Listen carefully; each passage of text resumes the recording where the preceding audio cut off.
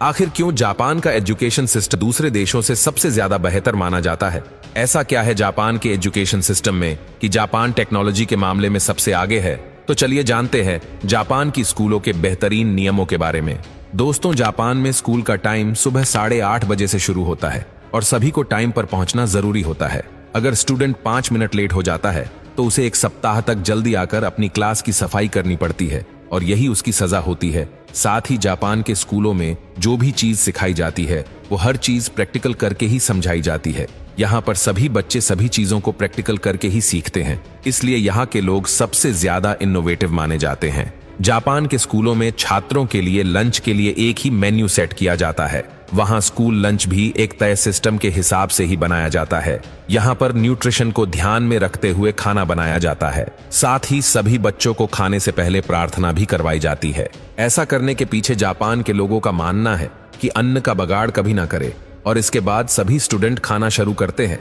साथ ही यहाँ के सभी टीचर्स और प्रिंसिपल भी यही खाना खाते हैं। इस तरह का नियम बच्चों में पारिवारिक वैल्यू स्थापित करने के लिए बनाया गया है।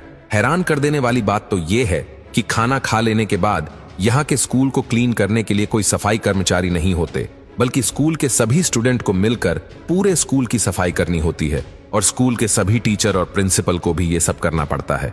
इसमें क्लास में झाड़ू लगाने से लेकर बाथरूम साफ करने तक सभी चीजों को साफ किया जाता है और इससे स्टूडेंट को साफ सफाई रखने की वैल्यू पता लगती है और यही काम को वह लोग अपना कर्म समझते हैं। साथ ही ऐसा इसलिए भी किया जाता है ताकि बच्चे बचपन से ही अपनी माँ की घर को साफ करवाने में मदद कर सके और साथ ही टीचर्स और प्रिंसिपल भी ये काम इसलिए करते हैं ताकि बच्चों को ये दिखाया जा सके कि साफ सफाई करने में कोई छोटा या बड़ा नहीं होता है। साफ सफाई करना छोटे से लेकर बड़ों तक सभी का फर्ज होता है। साथ में स्कूलों में बच्चों को ये भी सिखाया जाता है कि लोगों के साथ बातचीत कैसे करे, लोगों का मान सम्मान कैसे रखे और अपने भगवान को याद जरूर करे।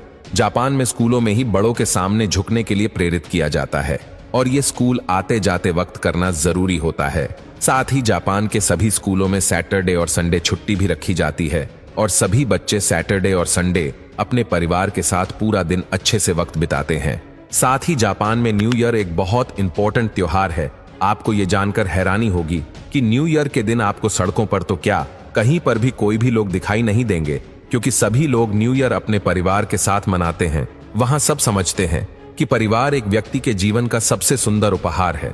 वहाँ पर हर कोई अपने से सामने वाले व्यक्ति के साथ आदर और सम्मान से बात करते हैं। वहाँ सबको अभिवादन के साथ बुलाया जाता है। ये सब इन बच्चों को स्कूल में ही सिखाया जाता है।